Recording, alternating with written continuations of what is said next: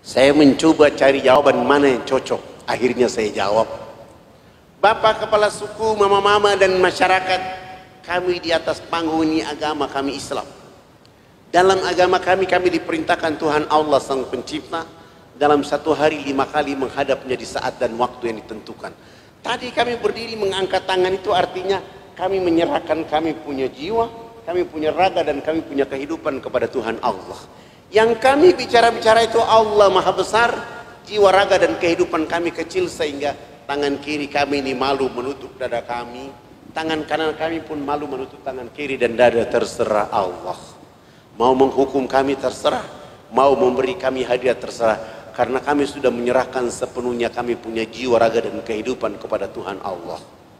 Kepala suku mendengar penjelasan saya, langsung beliau mengatakan, wow, ini agama yang benar. Menurut Bapak kami sudah Islam. Beliau terus mengajukan pertanyaan, tapi kenapa sesudah itu anak dengan teman-teman bongko badan? Apa artinya bongko badan? Kenapa ruku? Saya jawab, kami bongkok badan itu supaya melihat seluruh fasilitas yang diberikan Allah kepada manusia berupa pasir, tanah, batu, air, hewan, tumbuhan.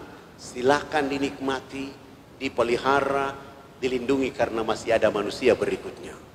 Kepala suku menjawab, ini agama yang benar. Menurut Bapak kami sudah Islam. Tapi kenapa sesudah itu anak dengan teman-teman tunduk mencium papan?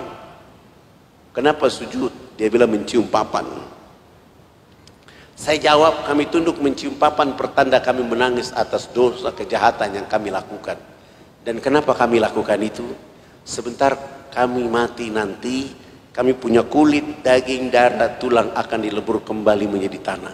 Sebelum dilebur kembali menjadi tanah, kami menyatukan kepala, telapak tangan, lutut, dan kaki, menangis minta ampun kepada Dia Allah yang Maha Tinggi. Tapi kenapa sesudah itu anak dengan teman-teman lihat ke sebelah kanan mulutnya bicara-bicara, lihat ke sebelah kiri masih bicara-bicara? Apalagi artinya itu? Salam, dia bilang bicara-bicara. Saya jawab, kalau tadi kami mengangkat tangan adalah menyerahkan sepenuhnya jiwa, raga, dan kehidupan kami bongkok badan untuk melihat apa yang diberikan oleh Allah. Sesudah itu minta ampun. Selesai minta ampun, kami lihat ke sebelah kanan, kalau di tempat ini belum ada orang yang tahu mandi, tugas kami datang mengajarkan mereka bisa mandi. Ada yang belum tahu berpakaian, tugas kami mencari pakaian untuk menutup tubuh badannya. Ada yang lapar, tugas kami mencari makan. Ada yang sakit, tugas kami mencari obat. Sesudah itu melihat ke sebelah kiri, kalau di tempat ini belum ada orang yang mengenal Allah dan Rasulnya, kami datang ke sini mengajarkan mereka nama Allah dan Rasulnya. Begitu mendengar penjelasan saya, langsung kepala suku mengatakan, kalau begitu jangan duduk di atas panggung. Kami semua disuruh turun duduk bergabung dengan masyarakat di bawah. Mereka tua-tua adat dan kepala-kepala suku naik di atas panggung menggantikan kami. Bukan sholat, tapi mereka duduk rapat membahas kehadiran kami di sana. Setelah rapat selesai, kepala suku besarnya berdiri dan menyampaikan pengumuman.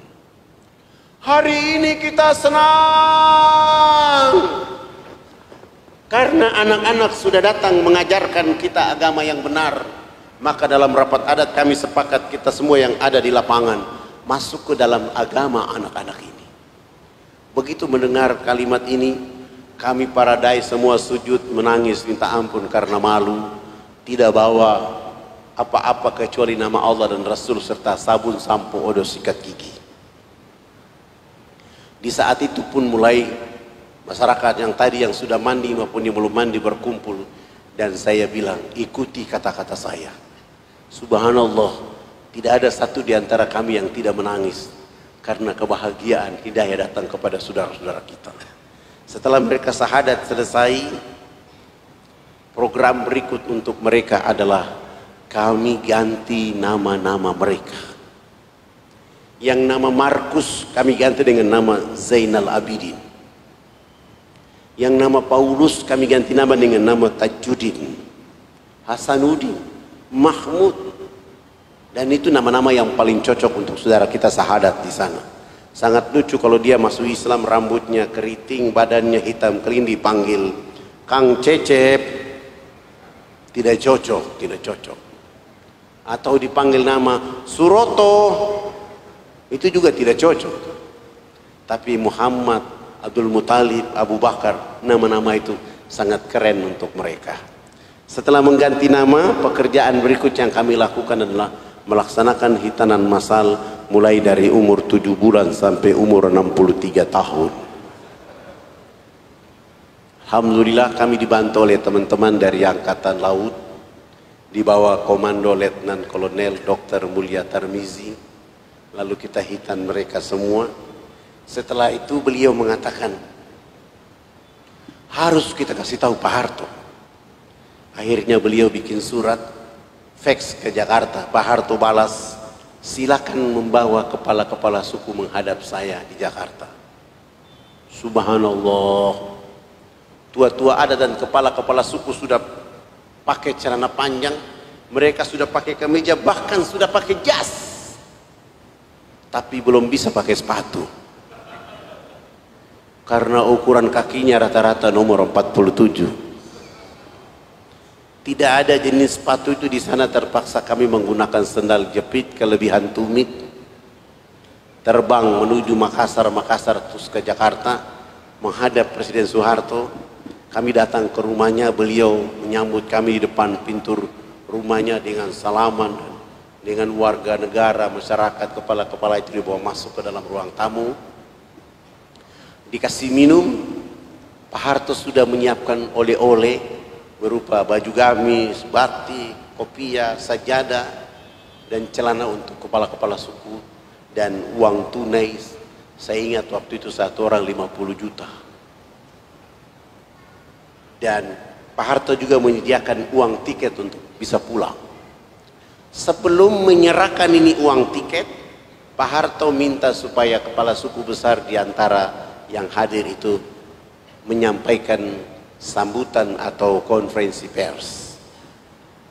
Lalu saya suruh kepala suku yang besar yang bicara. Dia langsung mengatakan, Bapak tidak pantas jadi presiden.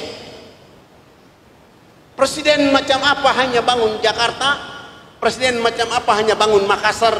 Pemilu nanti saya akan bicara supaya Haji Muhammad Soeharto tidak boleh lagi dipilih jadi presiden. Kepala suku ini bicara pakai bahasa daerah, Pak Harto juga tidak tahu.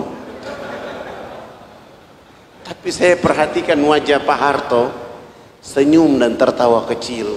Setelah beliau tertawa kecil, beliau mengatakan, diterjemahkan. Tidak mungkinlah saya menerjemahkan seperti itu. Itu tidak mungkin. Tapi saya mengambil makna perjalanan dan saya bilang sama Pak Harto, Bapak Presiden terhormat, hari ini kepala-kepala suku sungguh bahagia bisa bertemu dengan Bapak Presiden. Dan kepala suku besar tadi mengatakan Haji Muhammad Soeharto layak jadi Bapak Pembangunan Nasional. Antara tafsir dan terjemahan memang berbeda. Tapi lah ini bahasa dakwah lah. Begitu beliau mendengar tafsir bahasa itu langsung menelpon Menteri Agama. Kepala-kepala suku dan tua-tua adat itu ditetapkan naik haji pada tahun itu juga. Pak Harto pun menelpon Menteri Agama menetapkan agar tiap tahun 75 orang pergi haji melalui jalur dakwah yang dilakukan oleh Ustadz Fadlan. Pak Harto menyumbang 1000 karung pakaian, 600 karton sampo, 600 karton sabun, 600 karton odol sikat gigi. Pak Harto pun menyumbang 28 masjid. Dan program nasional Pak Harto adalah pembangunan 917 unit rumah layak huni dengan program ABRI masuk desa. Tidak saja sampai di situ, Pak Harto mengatakan dakwah dari Jakarta ke kampung tidak boleh pakai kapal laut, tapi menggunakan pesawat Hercules dari Halim Perdana Kusuma. Subhanallah, Pak Harto sudah tidak ada, tapi jejak kebangsaan Indonesia dan dakwanya tersimpan rapi sampai hari ini.